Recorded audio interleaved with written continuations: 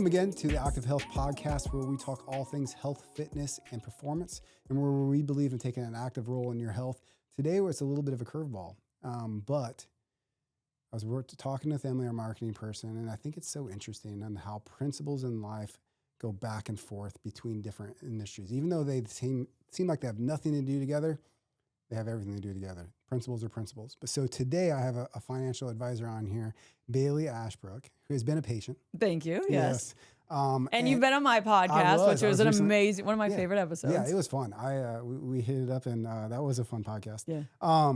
But today we wanted to have you on to draw those tangents between the financial health and maybe physical health. But first, for a lot of our audience, they may not know who you are. So tell us about Baileigh.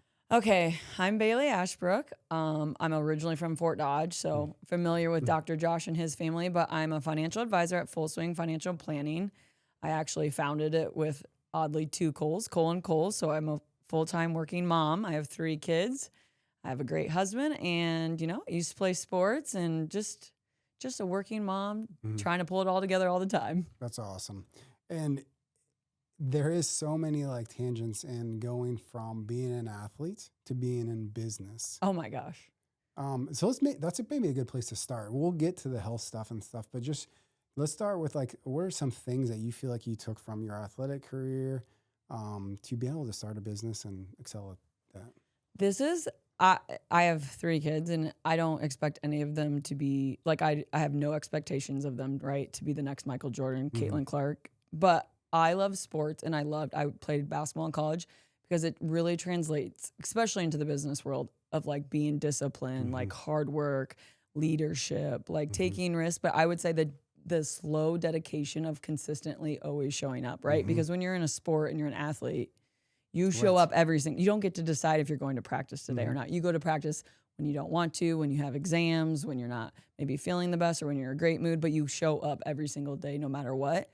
And I think anyone who you have children that play sports, the work ethic, you can just, I can't remember what the statistic is of leadership women, but it's a high percentage played college sports. Yeah.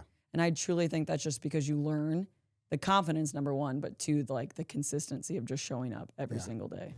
I think you hit something on the head there, and I'm going to try to make sense here but I might draw too many tangents. Yeah. The whole leadership component and the likelihood that they play college sports.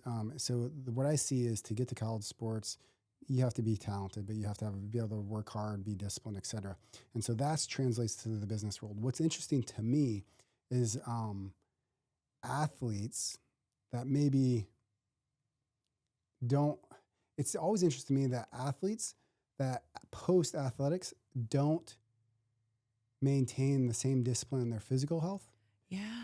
As they did when they were played. And I think there's a lot of scheduling issues, and you're not forced to, but you have a dedicated schedule around your fitness when you're in athletics, and then you lose that schedule.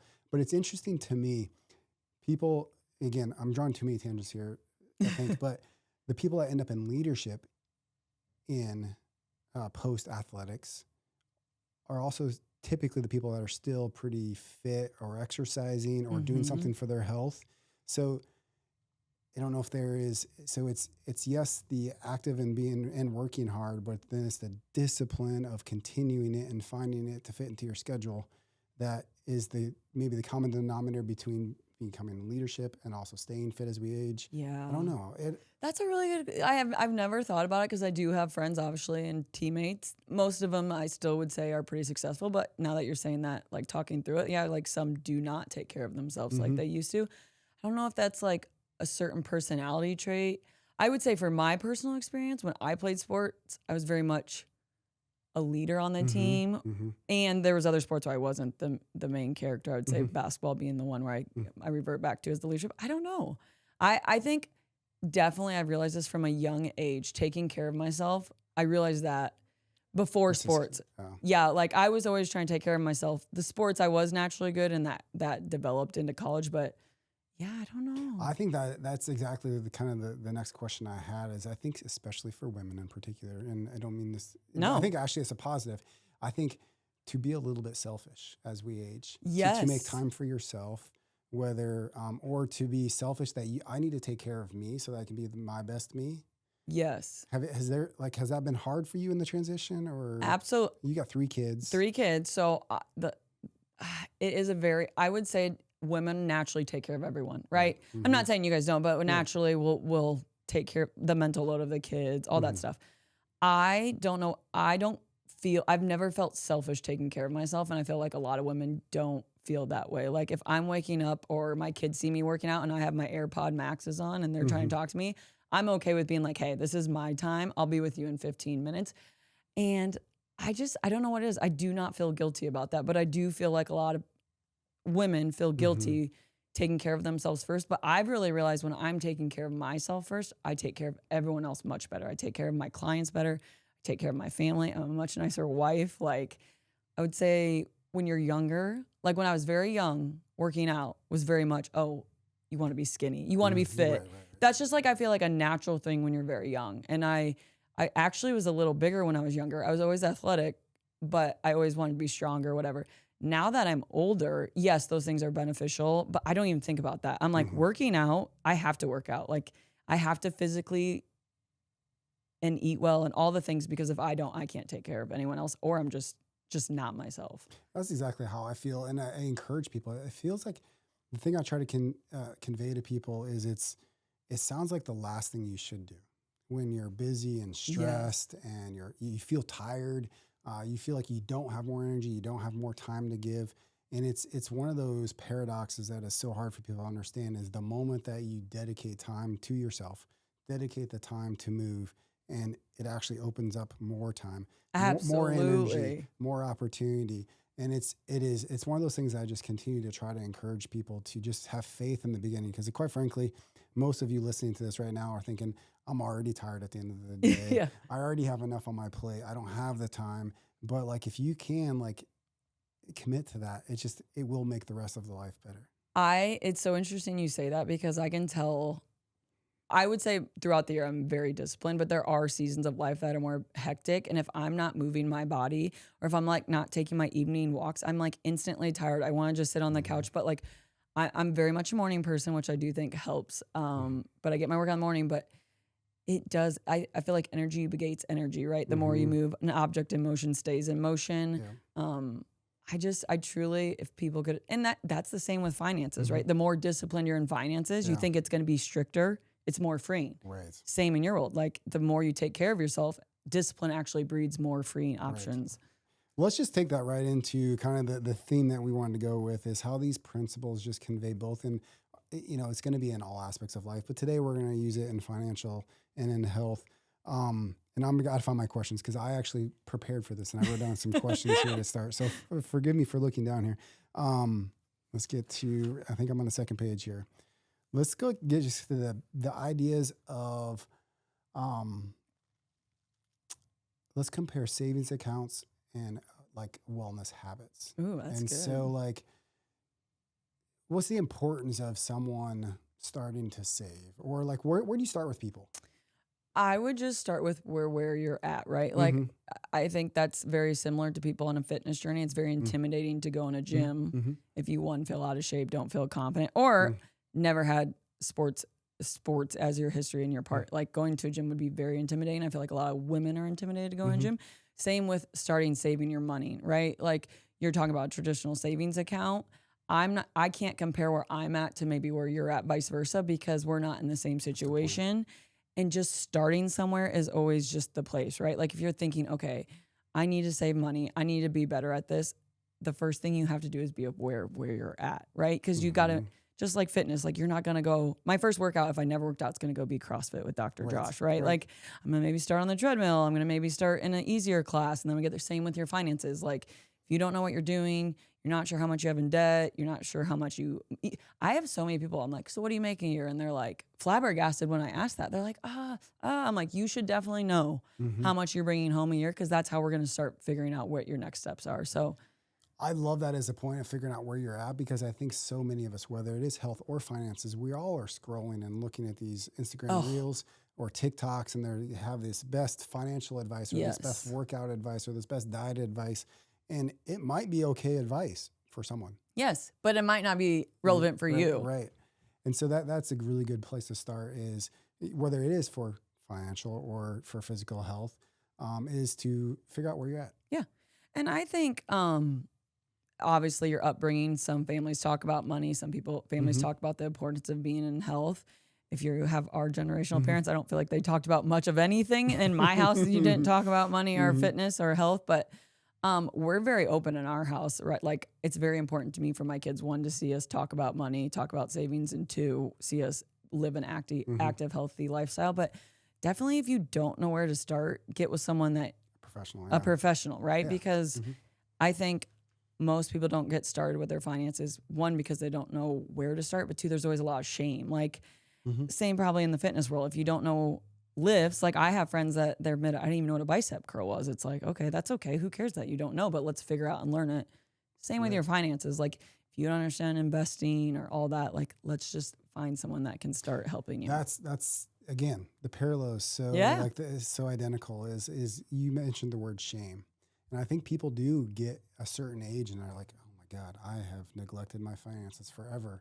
Yes. I'm even scared or embarrassed to talk to anyone about it. And then they just keep pushing up, and a problem deferred is a problem amplified. And I always tell people that, like, just face the music, like accept where you're at financially. And a lot, I am lucky. I'm very fortunate. I get to see the other side of people who are very disciplined, who did start early. And then we see the other side, like you're talking about, like, well, I just don't understand. For me, I hear a lot of women, I just don't understand it. So I don't, it's too confusing. I'm like, it's really not that confusing. You just have to figure out what works for you. Same shit. So people in health, same thing. Like they're, 4 years old. I haven't worked out since high school football. I'm too embarrassed to even walk into the gym. I'm afraid of what's going to go on. I'm afraid of where I'm going to go. Well, if you continue to avoid it, like things aren't going to get better. They're only going to get worse. And both financially, if you continue to avoid it, it's only going to get worse. Your health is only going to get worse. We live in a world of gravity in every way possible. It is pulling us down, and we have to work with intent to fight against gravity. So it's the exact same world. And kind of in your world and in my world, I think a good question for both of us to ask is it ever too late? Absolutely not. To start? So and I love that you made the comment that you get to see the winning side. And right. So you get to see and that allows you and gives you hope to communicate to someone. So what's answer the first question. Is it too late? And do you have someone that maybe started too late, but now here they are? Yeah, absolutely. I obviously don't think anything's too late, and I'll ask you this question back because I guarantee someone that's 55, never worked out, and now they've lost 20 pounds and they're living their best life. You need to accept if you feel like, oh, it's too late. Even if, let's say you're 50 or 48 and you have a bunch of student debt and you're like, it's just too late to get ahead. It's never too late. Your situation's just not going to look like someone who started at 20. But that's okay. That's their life. This is your life. We're not trying to compare keeping up with the Jones or, hey, they started sooner, so I'm not going to even try. Same concept with health, but what do you want your next 20, 30 years to look like? Do you want to grind for 10, 15 more years and then turn your whole situation around? Or do you want to be here in 30 years and being like, I didn't put a dime away and I'm still working. I'm forced to work and I don't have decisions, right? Yes, do we always wish we could go back? Absolutely. There's things I wish I could go back and start earlier, but luckily sometimes things happen in life and they make you change and shift the way you're going. But yesterday was the best day to start. Today's still the best day to start. And again, I think the shame of people just accepting where they're at. You shouldn't feel shameful that you didn't start. You just accept it, be where you're at, and say, okay, now what can I do today to set my next 20 years, 10 years, even if it feels, how can I feel better at the end of the year? Right. Such good advice. And we, yes, in health and fitness, we have the same thing. I'll never forget, we had, even when we first started CrossFit, we had, probably about 6 months in, we decided to start a rusty joints class. Oh, there you go. It's called Rusty Joints. And so we old people. Yeah. My joints are getting rusty. Right. we were probably considered rusty joints. This is a while ago. But anyway, but we had people come in that, I give all the credit to them because, they felt like rusty joints. They were the people that woke up every day and man, I'm sore. But they're like, man, I need to do something different. They came in and we ended up with 60-year-olds doing box jumps. See? And we got guys still today that are, doing full back squats and they're in the gym. And it's, again, they started late, for some standards, but what a difference they can make in a relatively short period of time by just doing the right thing over time. Absolutely. I think financially, like people feel like they can't get ahead unless they started right away. Like in my personal experience, I think about how much my financial situation's changed since I've had kids, right? Pre-kids, I was like, I'm not sure if I'm going to have them. Like I've always been a natural saver. Even I remember my first big girl job. I'm like, just don't really want to spend this money. I'm just going to quarter it away. I don't know why. I was just born. I don't know. But then when I had kids, bless my husband, you know, he had some student debt. We were figuring things out. I felt very much like, oh my gosh, now we're bringing kids in this world. Like financially, I feel like I should have done X, Y, Z. But now I look back to even our son is turning 9 in February. I'm like, wow, I think it's amazing. I think we overestimate what we can do in a year and underestimate what we can do in 10 years, right? I literally am like, I get flabbergasted because I am a nerd. I look at my numbers, I do my net worth statement, all these things. And I wish I would have kept it, you know, I think I have like 7 years of data, but now I'm like, wow, it's amazing. Yeah. The word that makes me think, the word I think of when either circumstance is patience. Yes. We live in a world where we think things are going to change this month, this year. And I'll never forget, probably 10 years ago, my father-in-law was talking about his financial life. And at the time, he would have been in his 60s. And he said, for my entire life, I felt like I was pushing a boulder up a hill. I feel like it's finally coming down. Like the work is off. They can enjoy it. Like they can enjoy it. And then like the work paid off. And I think that's in every aspect of our life, whether we have to be patient. Like you're not going to come to the gym. And in the first month, you're going to feel amazing. You're not having abs if you've never had abs. Right. And in the same way, you're not going to be able to start a financial journey in a month and think that you're going to be successful. It does take some time. Especially if you're starting, I will say this, if you're starting from a negative net worth or you're starting a little heavier over the side, like you really got to teach yourself to enjoy the process, right? Because we're always like you said, your father-in-law, and now he feels like he enjoy it. But if you can somehow, I don't know what it is, especially in the last few years, I really find joy in the grind and in the process, right? Because I don't want to I used to be like, I can't enjoy anything until I get to this goal or I get to this goal financially. But now I'm like, I truly enjoy the process. Even with working out, it's so different now. Like I always change, now I'm always trying to get as strong as possible because I'm I'm entering my 40s in 3 or 4 years. Yes, I'm 37, 36. And I'm but I'm like, I want to put on muscle. I'm thinking, I'm very intentional about how I live. So, right, I'm let's not wait till we get there though. Let's enjoy I don't know. You know what I'm saying? Enjoy the process. I enjoy budgeting. I enjoy being okay with being patient. Like if me and Luke want a big purchase, maybe it's not going to be right now, but I enjoy thinking, okay, if we get this, we can celebrate that, whatever. Yeah. I think that is definitely something I've realized over the years. And I think the way I equate to it is both in health, finances, faith, there's not an arrival. No. Because the goal's always moving. Yes. So there is never going to be a point there oh man, I'm done. Yeah. And that is you're never, because you're always evolving, right? Evolving and there's the next thing. And so quite frankly, if you don't do what you're just talking about and enjoy the process, everyone says enjoy the journey, but enjoy that aspect of the hard parts, you're going to hate life. I know. So yes, you should have little rewards along the way and you should set little goals and maybe reward yourself along the way, whether it's finances or in health. But the mindset shift of, this is never over. I'm not going to work out for 5 years and be like, oh man, I did it. I can quit working out now. Or same thing. I mean, in finances. I just saw this quote. Gosh, I wish I know it's on my phone. I screenshot. I should pull it out. But it's the more you know who you want to be and know your identity, the more you're disciplined. Right. And I truly think some people look at people and they're like, oh, they just do whatever they want. They must love that. I truly believe the more disciplined you are, it's because you really know who you are, right? You're really intentional with yourself, and then you enjoy the process. And then, like you said, it's always evolving. But once you really know why you're doing what you're doing, whether it be working out or saving financially or your faith, whatever, you just align so much more. You truly do enjoy it, and I think that's how you get there, right? Because like you said, you're not really ever getting there, but you got to that point. Yeah, where you enjoy what you're doing and enjoy life. That's cool. The thought it was probably 10 minutes ago at this point. You're like me. I ping. You referenced the concept of a lot of times we think of budgeting, or we'll call it calorie restricting or restricting our time. We always think of that as restrictive, but you commented on how that is actually freeing. Yes. Elaborate that on the financial part.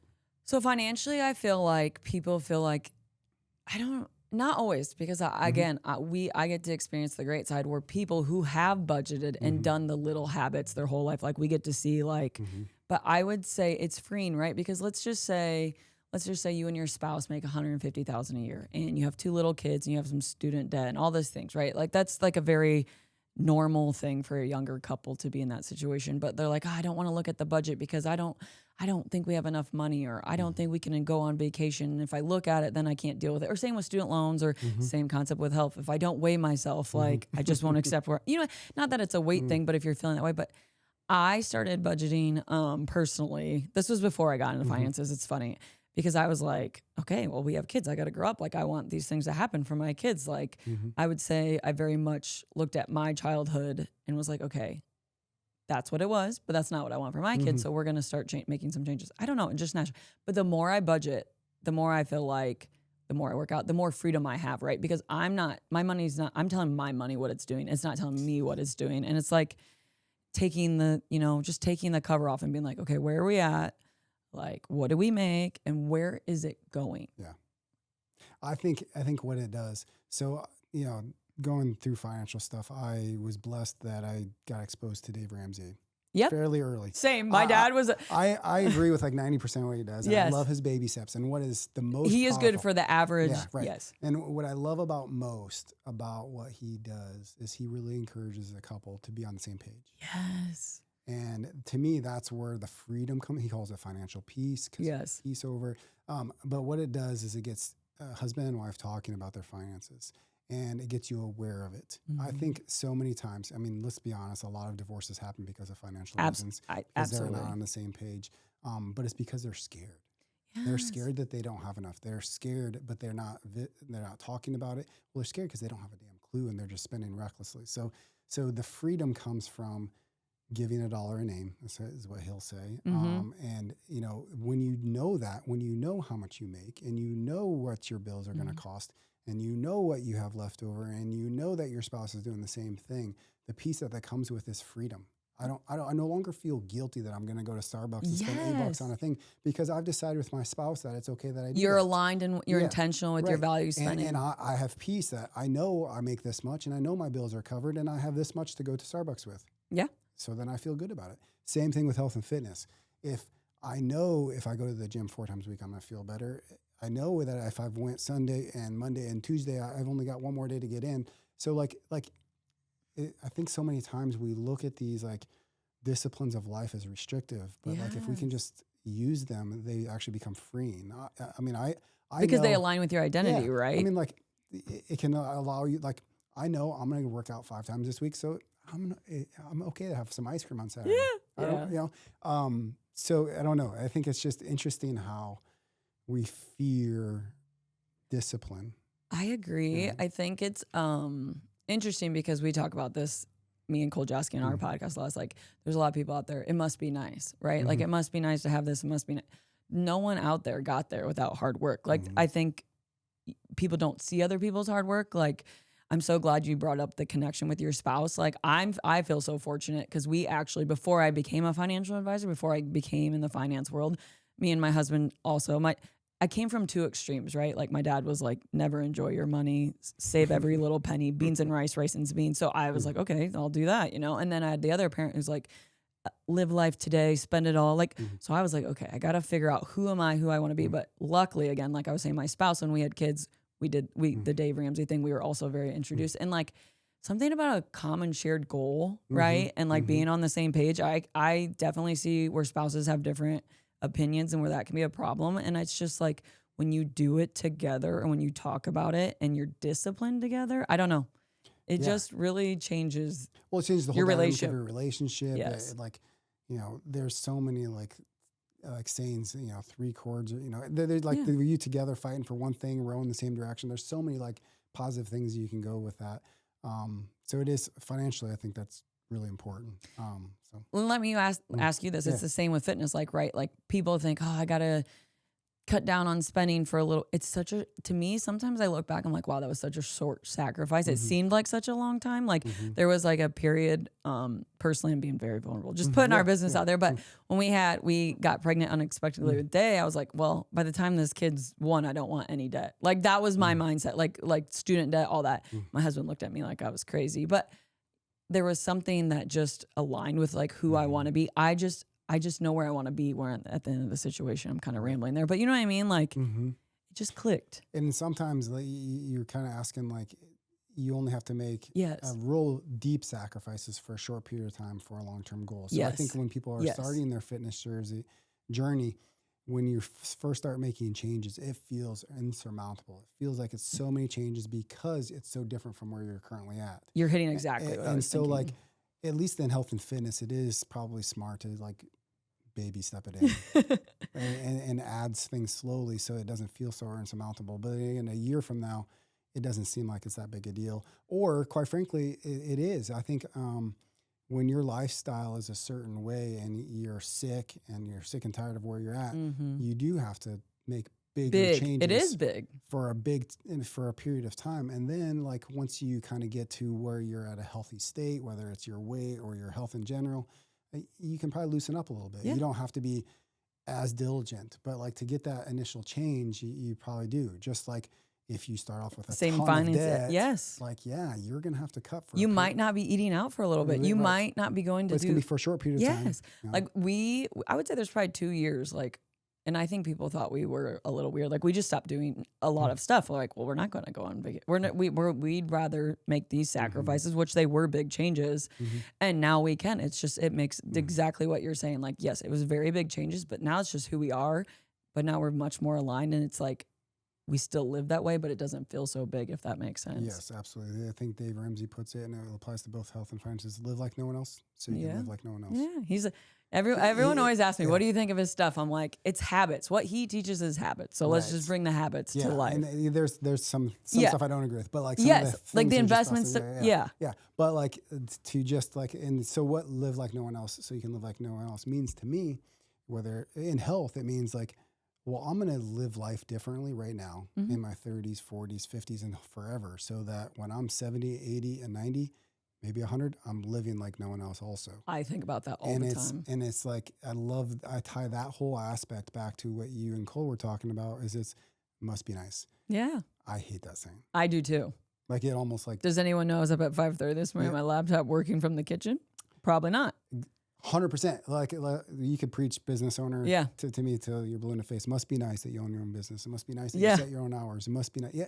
Even my own kids. It absolutely is nice, but it's also a burden. Yeah. Yeah. It also costs a lot. Yep. Yeah. But it's awesome. Yeah. I love it. So maybe we've done a lot here on different stuff, but let's make it more seasonal. Okay. So we're coming up on Thanksgiving here and then Christmas. This is a place for both finances and health. People get themselves in a bad situation. I know. It is. Do you have a lot of sugars coming through our office, and everyone's dropping pies and cookies. Which we love, I suppose. It's nice. Don't bank in the Northwest Bank. You still can bring me a free pie. It's fine. But, but do you have any tips for people going into this season that would help them in any way? Things to think about? Absolutely. Yeah. This is harsh. I always say this on my podcast. I use this example. Christmas is an emergency. We know it's coming. You knew it was coming in January, right? And it's also like, I think of it this way, right? If you have the means, financial means to enjoy it the way you want to enjoy it, absolutely. You're aligned with how you want to enjoy the holidays. But if maybe you're that person who's like, wow, like I'm going to spend X amount on my father-in-law, my cousin, like I can't afford to get everyone gifts. Is it really a gift if it costs you yourself? You know what I mean? If you're going to be anxious, if it's going to set you back, would your family really want you to spend that money and set yourself financially in a bad situation for them to have a materialistic thing? Right. Think about that very deeply, right? Like I get everyone wants to spoil everyone. Again, I remember when we were younger, expecting our first child, my husband wanted to get his dad a gift, and I was like, no. Like I love him, but no. Like this isn't anything about him. This is just because I'm so aligned with where we're going, and I don't want to be negative towards it. Like I don't want to resent having to give someone a gift that doesn't align with me. So plan ahead. Number one, plan ahead. Number two, be aware of what you're spending. Don't just nonchalantly. We talk about this all the time. It is so easy to spend. Like Apple Pay. Oh my goodness. Swipe like click. Yeah. Like pre-order everything. There's no such thing as Black Friday. Everything's on sale for 3 weeks. If you're in a place where you enjoy it. Also, even it's interesting you say that. The people who I feel like are more financially stable, I'm just thinking of our client base as a whole, like those are usually the people on the holidays, like the materialistic stuff really isn't a big deal. Like, right? They have like the traditions or they're just spending time. You're just so much more healthy and fully present when you're not nervous about the money side of the holidays. So number one, prepare if you want to spend. Two, align with your values. Can you spend this? And it's okay if you can't. Like, just be on. I'm very much like a very direct person, like clear as kind. Hey, Dad, I loved you. I would love to get you a gift. Me and my husband are really trying to get ahead financially. And most parents would be like, it's awesome. Yeah. And if they don't understand, that's okay. And I'm sure you know, family members function very different, right? Like they might feel pressure that you guys all have to provide gifts for the second, third cousins. Just be honest with them. Be honest with yourself. But yeah, and enjoy it. But I very much plan ahead, right? We know it's coming. Perfect. Yeah, that's great. And even I wouldn't even consider my parents like financial wizards at all, but they did. My mom loves Christmas. Oh, and some people live for it. Like, and she loves it, and she spends too much. So did my grandma, and I don't recommend this to anyone. But my mom at least did. I think her first bank had this thing called Christmas Club. Yeah. I think it was, so like literally the entire year they saved for Christmas. Yes. Or at least, even though I still disagree that and I appreciate she bought all the gifts for us for our entire lives, but like she spent too much. Yeah. But that was what she loved. So, but at least she planned ahead. So it didn't put them in a spiral for to put them on credit cards. Right. At the end of the year. So they did at least plan that part. But from my experience, like the thoughtful gifts are usually mean the most, and clearly that's because they're thoughtful. But they usually don't cost that much. No, like a craft, handcraft from your grandkid. Like it could be something different for everyone, but like, maybe that's just as I age. Like, I don't care if I ever get a gift. I actually think it's a weird concept to me. Actually, like I understand getting I'm gonna go ahead and spend several $100s on you, so you can spend several $100s on me, and I don't like. It just is like it just.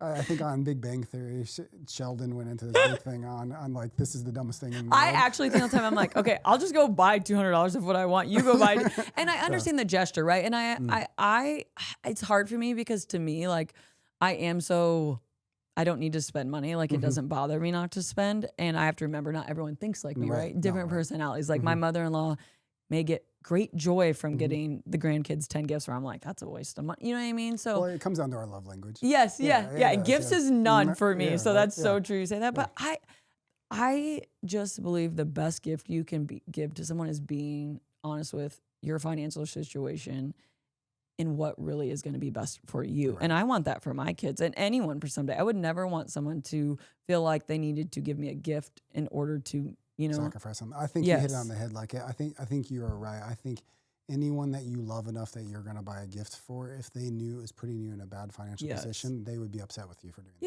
Yeah, absolutely. And be present. That's the best gift you can give someone. You can't truly be present where you're at if you're stressed about it financially. It's sad. Statistically, most Americans, not all, most Americans do run the credit card up during the holidays, and it makes me sad. It just spiraled.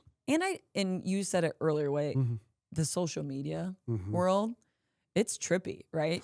Man, it makes the whole spending thing. Keeping up with the Jones is like really keeping up with the Jones, because think about this, like, what everyone's Christmas looks like if they're putting up. Back in the day, you knew Sally across the street was getting the Barbie house, but now you see it, like, right? Like you see everyone's gifts. And I just think being aware that that's not for everyone. And you don't know what's really going on in someone's house, right? Like I preach that all the time. I always thought it was unique. And maybe I get on a tangent here. I get on tangents all day, every day. But I knew what I made. I know what I make per year. I do well. Yeah. And you work hard? I work hard and I do well. But there's lots of people. I have a really nice car now, but for a period of time, I didn't have a nice car. And I was like, how do they afford that car? Mm-hmm. I hear that all the time. And that's just the tip of the iceberg. So I think the moral of the story is you have to be true to yourself. You have to prioritize your what's important to you. But that also kind of dovetails into, as a financial advisor and as a health provider, yes, you have to do you, but I'm not going to tell you that it's okay to go eat chocolate cake every day. No. And you're not going to tell someone that's going to go it's important to go overspend every day, right? Mm-hmm. Like we should encourage you to do the right thing more often than not. Absolutely. And I'll say this, and I'll ask you this. The more disciplined I am, let's say with my health, mm-hmm. the better my finances get. Vice versa. So there is good science that, like, if you can get up in the morning, and there's a guy I follow that he'll get up and do 45 burpees as soon as he gets out of bed. Now that's ridiculous. That's too much. But the moral story is you get up and do something positive for yourself immediately. The entire rest of the day, you make better decisions. And it could be what finances. Like, you get up in the morning and you say, I'm gonna go get on the treadmill and I'm gonna walk for 20 minutes. You get up and do that. The rest of the day, you're going to choose different foods. You're going to potentially spend differently. You're going to make different choices because you've done that first good thing. And I always think too, like, everyone's like, how do you get up so early? I'm like, well, I'm disciplined in the evening, right? Like, mm-hmm. I have my evening routine, so I'm not up watching this or whatnot. But it's the resilience, right? You're building resilience, like fitness resilience. Like, I think about that when I start my day with a hard workout. Well, something at work's going to come up hard, but I've already built that resilience in the day. Same with finances. Like, something in my life is going to come up unexpectedly. We do well too, but like, something's coming up that I'm not anticipating, or I feel so consistent in just showing up. It's going to make such a difference in the long term. Yeah. I laugh that you brought the car thing up because everyone jokes my husband's truck, and everyone's like, yeah, you guys need to get a new truck, which we could. I absolutely could go out today and get my husband a truck. Right. I think people think, but we're so aligned. Like, we're like, he's a plumber. Like, he drives 5 miles. We'd rather go throw $700 more into investments a month.